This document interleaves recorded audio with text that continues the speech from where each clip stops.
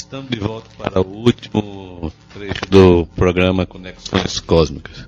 Alexandre, para você a última pergunta. Eu vou fazer dar uma complicada para ela. Ela tem, vou fazer um apanhado, né? Na minha preocupação agora, eu vou me preparar. Eu estou querendo saber agora se pudesse falar alguma coisa sobre quando surgiu as trevas. Imagine, a questão é a seguinte: nesse momento da chegada do pessoal da rebelião, já tinha ocorrido aquele quebra do lacre do discernimento de Luzbel. A presença dos demos da estirpe Zeus, ela se caracteriza de uma forma muito violenta para a condição humana, ainda que incipiente. Como é que nós podíamos entender a representação desses personagens, a despeito de você já ter feito algumas observações sobre eles?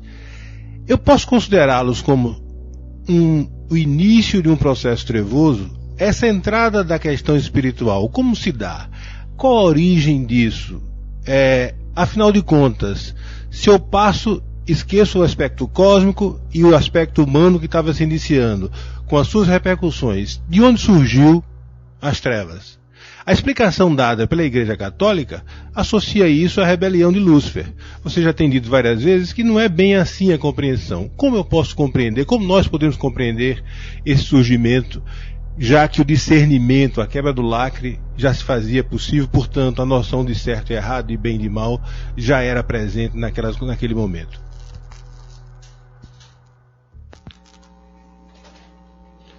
Você quer resposta para criança, para jovem, para adulto ou para velho maduro? É verdade. E é porque prometeram fazer perguntas simples, viu?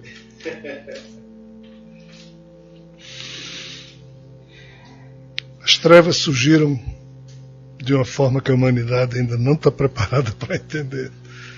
Mas é fácil perceber.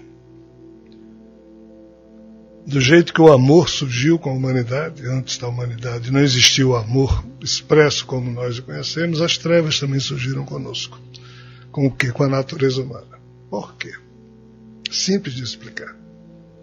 O que me espanta é nunca, através do Espiritismo, isso ter sido explicado corretamente. Óbvio que a visão da Igreja Católica é absolutamente inapropriada, infantil, mas é a que o tempo, na época, conseguiu produzir. Vamos a um exemplo desagradável. Imaginem dois dementes brigando. Dois dementes brigando, duas pessoas dementadas, um bate no outro, o outro bate, e um bate o outro. O espírito desse que morre, desse que perde o corpo, vai para a espiritualidade. O que é que fica, que matou, fica. Mas como ele é demente, ele nem sabe o que ele fez.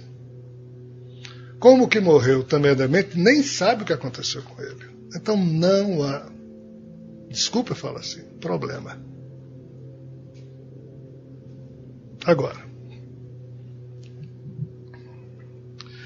um animal sem racionalidade ataca uma outra presa, porque ele é predador, mata a presa e come.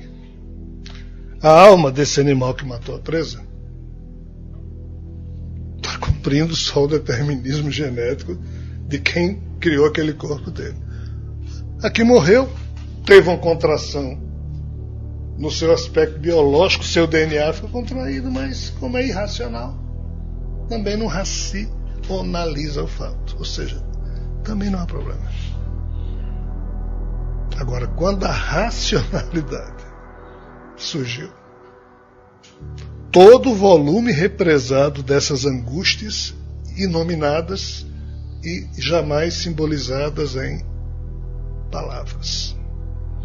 Todas essas sensações de desespero, terror extremo, estresse extremo, mas nunca racionalizados, ou seja, era só sensação. Qual o problema da racionalidade? É que ela racionaliza as sensações em sentimentos. As trevas surgem com os sentimentos organizados. O ódio só se estabelece quando alguém me mata ou eu mato alguém com ódio. Ou mato sem motivo, mas quem morre passa a sentir ódio de mim. Ou se eu agrido o filho de um pai, esse pai passa a ter ódio de mim, ainda que a agressão eu fiz ao filho. Ou seja, a razão humana surgiu nessa obra só há cerca de uns 50 mil anos. Mas em 50 mil anos a razão humana foi a responsável por colocar cada faixa de sensação represada ao longo dos 13 bilhões de anos nas garagens do psiquismo espiritual. As trevas surgiram assim. Javé, na sua estupidez, ele diz: não fui eu que criei as trevas. Eu digo: foi, cara pálida. Porque você é a podridão em pessoa. Você é a personificação da podridão. A podridão terminou criando a maldade, a perversão.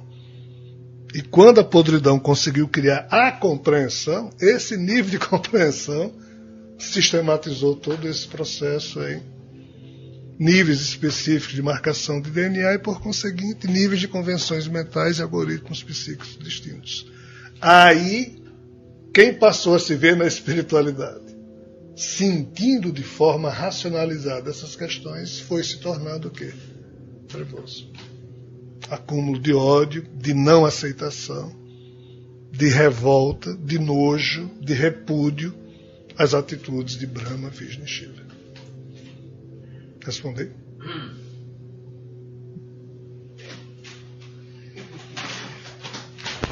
A raça humana, ela foi quem melhor traduziu, assumiu a face do que a gente chama trevas, porque ela foi a espécie que, com sua natureza, repito, deu vestimenta às trevas. Mas ela é vítima. Só para concluir, temos 3 minutos. Tem jeito para tudo isso? Óbvio que sim. Como? O despertar espiritual de cada ser humano, ou de cada espírito, à moda humana na espiritualidade. O despertar espiritual, o despertar das potências de cada individualidade, particularizada enquanto consciência, tida como pessoal, nisso é que está. O problema não é coletivo no sentido de que todos deverão encontrar. O problema é individual. Cada um deve encontrar esse modo, pois que todos estarão sendo assistidos. Mas qual é o abacaxi dessa história? Que isso não vem de fora para dentro e nem isso pode ser dado de um para outro. Isso tem que ser de dentro para fora. Cada individualidade dessa é que tem que, de alguma forma, um dia, em algum ponto desse processo, encontrar aquilo que eu chamo de pacificação, pessoal. Aquilo que eu chamo de indiferença amorosa, porque qual o problema? Se você passar um dia de sua vida, se você passar meio dia da sua vida, se você passar 1 hora de um dia da sua vida, só se recordando de quanto e como as pessoas sofrem nesse mundo, você não suporta. Nós temos que tirar o foco da nossa atenção para um ABC, para uma América, para uma festa, para alguma coisa, para a gente poder sobreviver. Mas se você ficar olhando o sofrimento que a cada segundo, de cada dia aqui na Terra, acomete milhares de pessoas, crianças sendo estupradas, crianças tendo seus órgãos arrancados, ainda seu corpinho vivo, porque você vendeu um pulmão, um coração pulsante, isso aqui vale $20 mil no mercado de tráfico de órgãos. Mas se a criança estiver morta, já vale menos. Aí você é um traficante de órgãos, aí não mata a criança, mas arranca o coração dela. Aí o outro traficante vê o cadáver, não, o corpinho da criança ainda, para poder confirmar, eu estou vendo aqui que o corpo está vivo, então o coração vale 20 mil. Aí um pai, lá no outro lado do mundo, que está desesperado querendo comprar um órgão para o transplante do seu filho, paga. Né? Isso acontece toda hora. Crianças estudam, mas se você se ligar nisso, você não vive. Na verdade, você não suporta a vida. Então, o que é trevas? É produto do mais profundo desespero causado pela inconveniente obra de Brahma. Mas desespero de quem? De quem pode ter desespero. Dementes e irracionais não podem. Racionalizou, surge desespero. Esse é o problema. Nós, humanos, somos os agentes do processo de redimensionamento de toda essa doença. Para isso, a resposta à pergunta de Ricardo é: cada um tem que se superar. Reforma íntima? Sim, claro. Mas esse nome, reforma íntima, assumiu com o espiritismo uma pobreza superlativa. Reforma íntima não é só você se melhorar no sentido de ser alguém melhor diante de você próprio, não é isso. Reforma íntima é agigantamento.